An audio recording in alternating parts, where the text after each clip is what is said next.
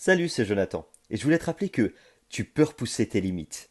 Les limites, tu sais, c'est une frontière très mince qui peut souvent être repoussée. Accepter de repousser ses limites, c'est accepter de vivre des choses inattendues, de plonger parfois dans l'inconnu, mais de vivre aussi des miracles et des bénédictions. Rappelle-toi que lorsque Pierre a repoussé ses limites, eh bien, il a marché sur les eaux.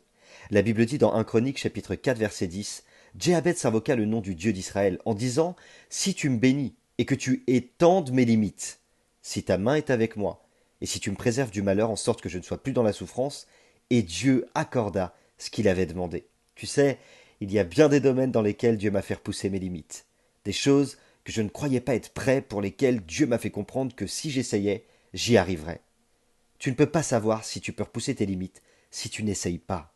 Je ne sais pas ce que Dieu t'a demandé aujourd'hui, mais si tu as l'impression que ce que Dieu t'a demandé va au-delà de tes limites, apprends à les repousser pour vivre des choses différentes. Je me rappelle d'un jour où j'avais un kyste et je sentais sur ma peau ce kyste et Dieu m'a dit clairement, prends-le dans ta main et pulvérise-le. C'était bizarre, j'avais du mal à croire que ça pouvait disparaître comme ça entre mes doigts. Mais j'ai repoussé mes limites.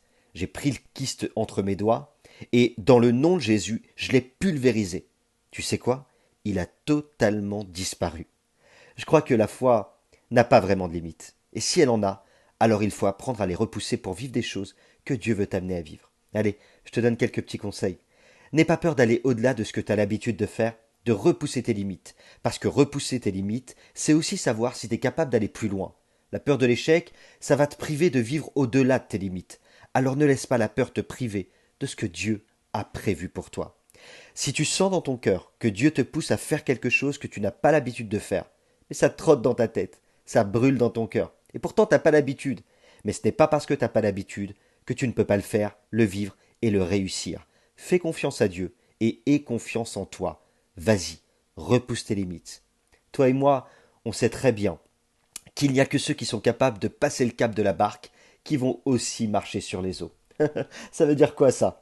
Eh bien ça veut dire que si tu veux vivre des choses que tu n'as jamais vécues, il va falloir commencer à faire des choses que tu n'as jamais faites. Je sais, tu vas me dire Jonathan, j'ai déjà entendu ce slogan.